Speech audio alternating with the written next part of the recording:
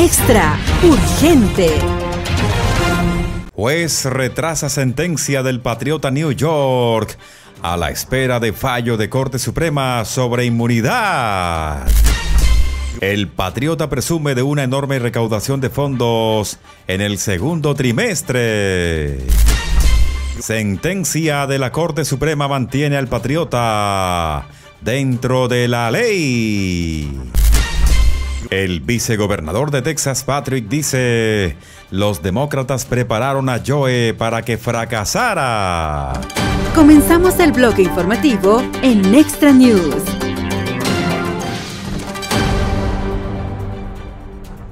La sentencia del Patriota en su caso de New York se pospuso hasta septiembre, después de que el juez acordó el día de ayer evaluar el posible impacto de un nuevo fallo de la Corte Suprema sobre inmunidad presidencial. El Patriota tenía previsto comparecer el 11 de julio ante la justicia por su condena a New York por el delito de falsificación de registros comerciales. El Patriota tenía previsto comparecer el 11 de julio ante la justicia por su condena a New York por el delito de falsificación de registros comerciales. El Patriota niega haber cometido delito alguno. La postergación fija la audiencia de sentencia para el 18 de septiembre, mucho después de la Convención Nacional Republicana, donde el Patriota tiene previsto aceptar formalmente la nominación del partido para la presidencia en la contienda de este año. La convención se celebrará del 15 al 18 de julio. Un fallo de la Corte Suprema del día lunes otorgó amplias protecciones de inmunidad a los presidentes, al tiempo que restringió a los fiscales citar cualquier acto oficial como evidencia para tratar de demostrar que las acciones no oficiales de un presidente violaron la ley. Horas después de que se emitiera, el abogado del Patriota solicitó que el juez del New York, Juan Merchan, dejara de lado el veredicto de culpabilidad del jurado y retrasara la sentencia para considerar cómo el fallo del Tribunal Superior podría afectar el caso del dinero para silenciar a los acusados. Dijo que dictara sentencia el 6 de septiembre. Los fiscales de Manhattan dijeron el día de ayer que no se opondrían a posponer la sentencia por al menos 2 semanas. De otro lado, el Patriota declaró el martes una victoria en la recaudación de fondos para el segundo trimestre del año 2024 contra su principal rival político, Joe. El Patriota insta a Joe en la recaudación de fondos del segundo trimestre, publicó el Patriota en su plataforma social el día martes por la tarde. Según la campaña del Patriota, había recaudado $331 millones en el segundo trimestre de 2024, frente a los 264 millones de Joe. Más temprano ese mismo día, el grupo de Joe anunció que había recaudado $127 millones en el mes de junio, lo que representa un aumento de casi el 50% respecto a mayo. Ambos candidatos parecen estar aprovechando la prensa negativa para ganarse la vida, ya que el Patriota afirmó haber ganado $52.8 millones tras su condena en un tribunal de Manhattan en mayo. El día lunes, el equipo de Joe afirmó haber recaudado más de $33 millones tras su actuación poco impresionante en el debate de la semana pasada. Mientras que la campaña del Patriota ha aprovechado el desempeño negativo de Joe en el debate como un indicador de un Estados Unidos débil que necesita corregir el rumbo. Joe ha utilizado la decisión de la Corte Suprema del día lunes sobre inmunidad presidencial como tema de discusión para atraer donantes. El enorme fondo de campaña de Joe plantea un curioso dilema para los demócratas en caso de que intenten reemplazar a Joe. Las enormes sumas de dinero que ya se han donado a Joe no pueden asignarse a otro candidato. Los expertos han señalado que la vicepresidenta Kamala Harris controlaría la mayor parte del dinero de la campaña que ha acumulado si asumiera el papel de presidente. De otro lado, para aumentar el pánico que suscita el alarmante desempeño de Joy en el debate presidencial de la semana pasada, la decisión del lunes de la Corte Suprema sobre la inmunidad presidencial provocó en los principales medios de comunicación y en los demócratas de Washington una espiral de ira y furia. En un discurso televisado de 4 minutos, tras el cual se alejó del podio y desapareció a puertas cerradas sin responder ninguna pregunta de los periodistas allí reunidos, Joy anunció solemnemente su disidencia personal con el fallo por 6-3, al que calificó de precedente riesgoso. Nadie está por encima de la ley, ni siquiera el presidente de Estados Unidos, entonó en una declaración que podría sorprender a ciertos miembros de la familia Clinton, a personas negativas que le quitan hasta $900 en mercancía a comerciantes de ciudades azules y posiblemente incluso al propio Joy si tiene la capacidad mental de recordar haber alardeado en mayo de que la Corte Suprema no me impidió implementar un alivio de la deuda estudiantil contrario a la ley, como se expresa en otros fallos de la Corte Superior. Dejando a un lado la frivolidad, el nuevo fallo de la Corte Suprema es bastante limitado y no establece que ningún presidente esté por encima de la ley.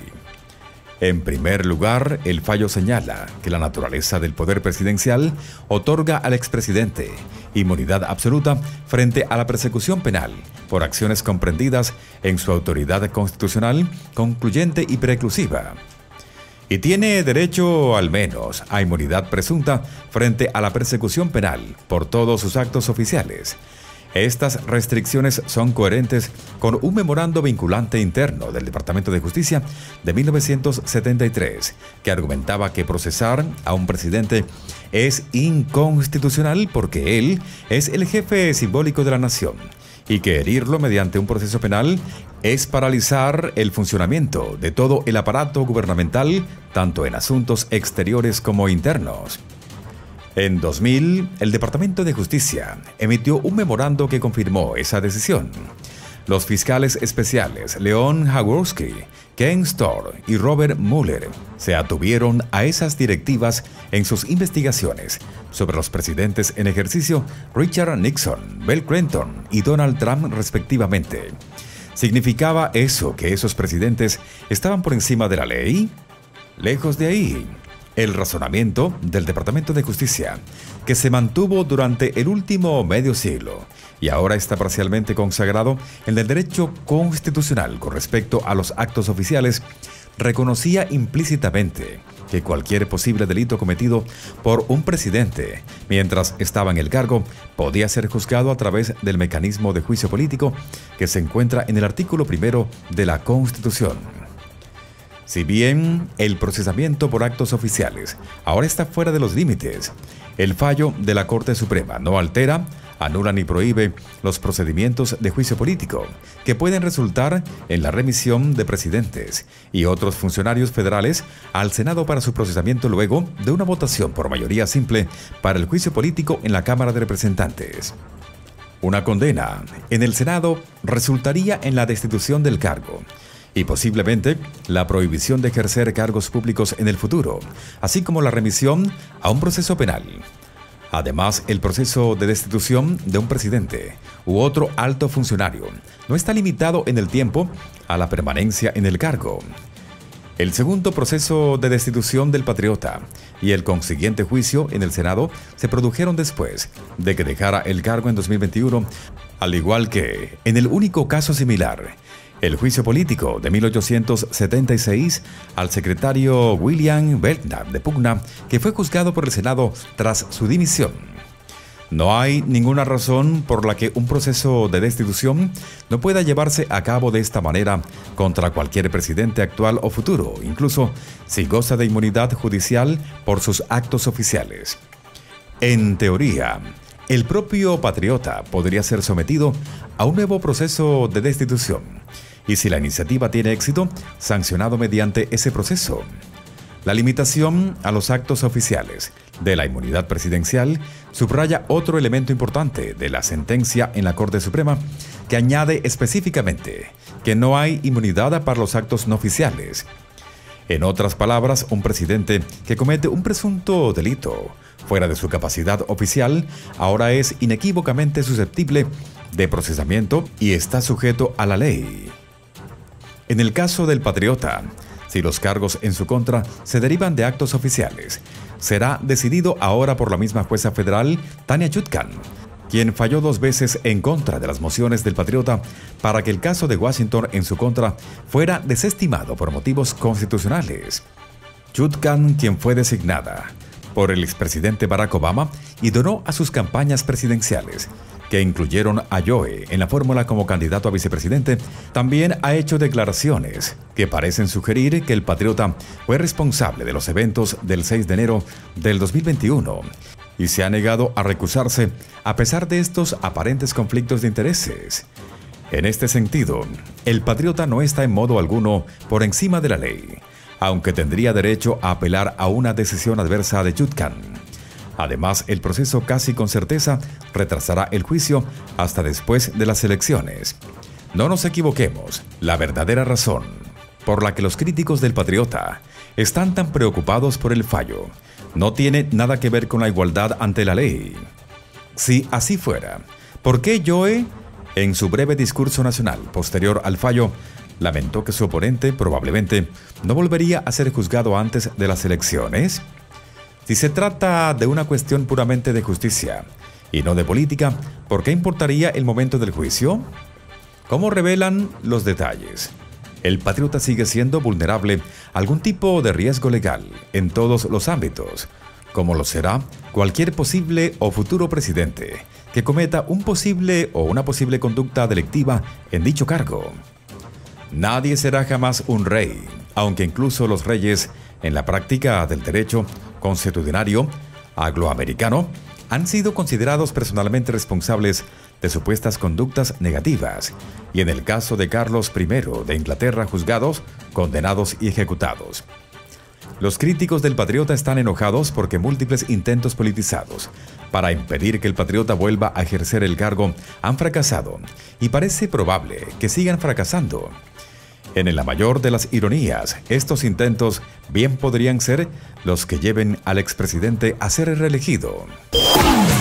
De otro lado, el vicegobernador de Texas, Dan Patrick, dijo a un medio ayer que el presidente Joe fue preparado por los demócratas para fracasar en su debate contra el presidente patriota. El jueves pasado por la noche, Joe y el patriota se enfrentaron en el medio CNN en el primero de 2 debates televisados. El consenso abrumador fue que Joe parecía frágil y confundido durante gran parte del debate, lo que generó preocupación entre los miembros de ambos partidos de que no está a la altura del presidente. Patrick dijo que vio desde el principio que era una estratagema de los demócratas para reemplazar a Joe con un nuevo candidato. Desde el día en que se anunció este debate anticipado, dije que esto fue una trampa de los demócratas para reemplazar a Joe en la boleta. Parte del juego fue la pantalla dividida de CNN que mantuvo la cámara enfocada en Joe, dijo. Los analistas demócratas de CNN que analizaron el debate dejaron en claro que Joe necesita ser reemplazado. Es obvio que todo esto fue un juego negativo. Patrick dijo durante una aparición en un medio que si bien muchos estadounidenses pueden haberse sorprendido por el frágil estado de Joe, las personas más cercanas a él sabían quién era. Sabían que estaba en decadencia, sabían que fracasaría y necesitaban tiempo para reemplazarlo antes de agosto. Con lo que no contaban es con que la familia se levantara como el padrino, continuó. Muy pronto, vuelve a escuchar las noticias más relevantes en este canal de noticias.